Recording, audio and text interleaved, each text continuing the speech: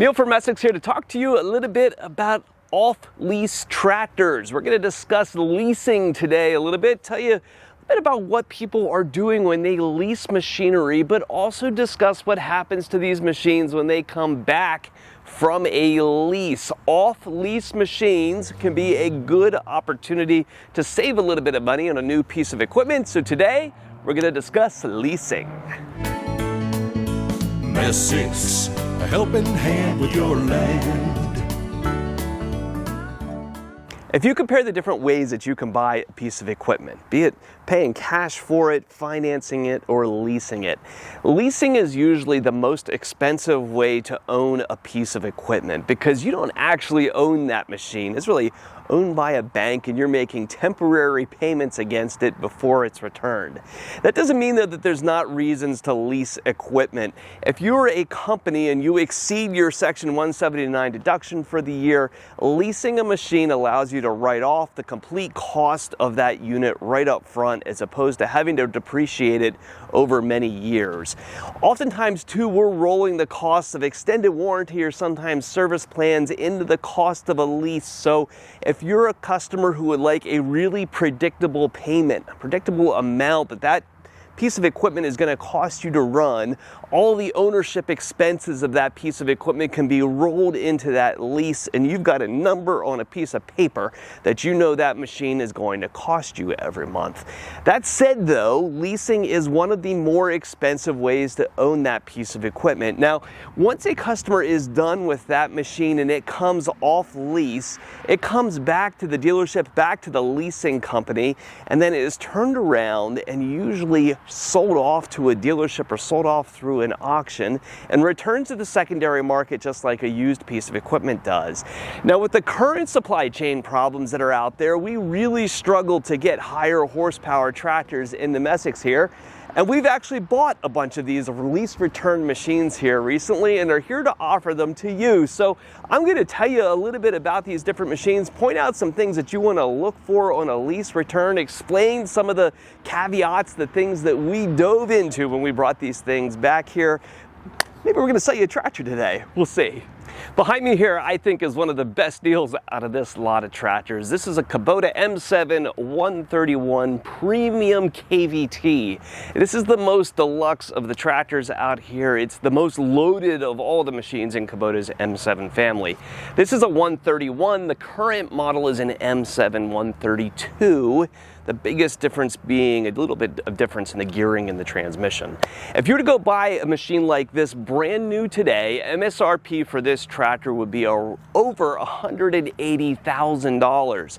This one here with 800 hours on it, we have priced at $94,850, nearly half price of what the current model goes for brand new. So it's a fantastic value for what it is to be able to find a big farm tractor out here with 12-inch displays, electronic remotes, closed center hydraulics, all the stuff that's on this machine. It is an expensive unit.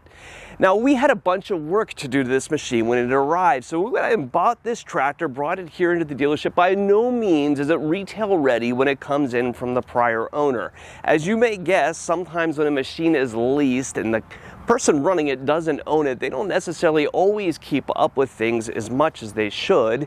In the case of this unit, it wasn't kept up on its campaigns. It had a bunch of service work that needed to be done, a lot of updating that needed to be done to the machine. So we brought that in and did all of that work here in the shop. There's also some cleaning and stuff had to be done to a cab. We bring in a detailing company to go through that tractor, wipe everything down, vacuum out the floor mats, wipe down all the surfaces, and make the thing look like a very presentable 800-hour tractor.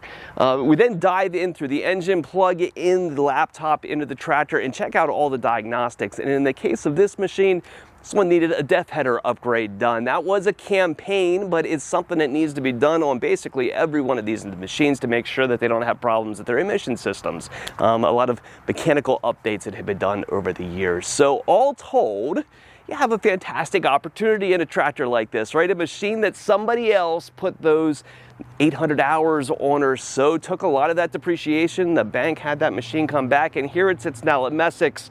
at basically half the price of a new one. When you lease a machine, there's usually terms behind that lease that are going to dictate what your monthly payment is. Usually that's in terms of a bucket of hours per year, and usually in 300-hour increments, say 300 or 600 or 900 hours per year of utilization that you get on that machine, and then dictates your monthly payment. And you're going to make that same monthly payment regardless of how many hours you use out of that bucket. Behind me is an M7 151 Premium. This is the next step up compared to the other tractor that we were just talking about. It doesn't have a loader on it, but because of that difference, it sells for approximately the same price. This one comes in right about $94,000. Now, we talked about those buckets of hours. That person is out there making those payments against that machine, and in the case of this one, they didn't utilize a lot of those hours in the bucket, and it only has 175 hours on it. So again, a tractor that comes in at basically right about half price, only 175 hours of usage. Our next story tractor is an M7 151 Standard with right about 2,000 hours on it. This one's priced at $79,650, a little bit less expensive because of the hours that are on it. And this one represents another leasing scenario. This tractor looks to me like it was probably a highway mowing tractor. A little bit higher hours. You can see some of the usage patterns on this thing, some of the scraping up of the floor and stuff. Look like that was the usage that it was put into. And this is another application where leasing actually makes some sense.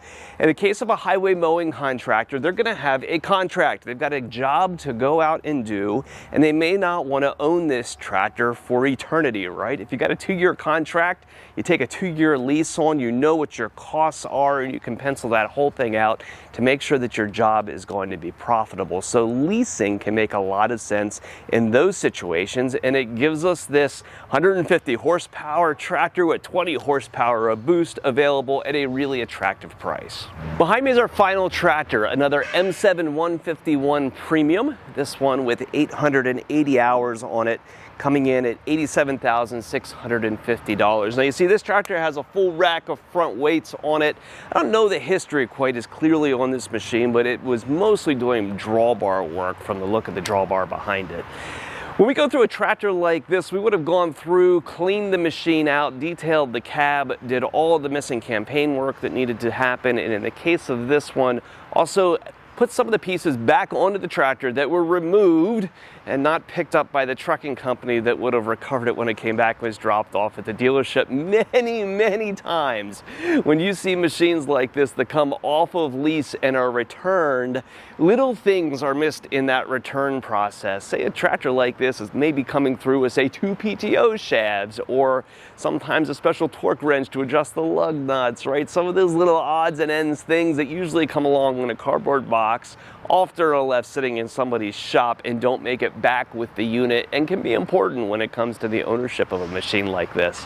Most of these tractors that we've talked to, we're spending somewhere in the neighborhood of about $3,000 in that receiving process, right? Completing all the campaigns, updating things, replacing missing stuff, cleaning it, getting it ready for sale for you to make sure that when it goes to the field, it's going to perform the way that both you and us expected it's going to. So if you're shopping for a piece of equipment like this and we can help, if you're struggling out there on the new market to find what you're looking for or find something at an acceptable price point, we're hoping that these machines might kind of fill some of that gap, maybe help some of you out here when it gets to year-end tax time and we've got to get a purchase out there for tax purposes. We know there's always a pinch point here coming up, and we're doing what we can to find as many options as we can in order to help serve customers. So if you're shopping for a piece of equipment and we can help, or if you've got parts or service needs for a machine you've already got, give us a call here at Messick's.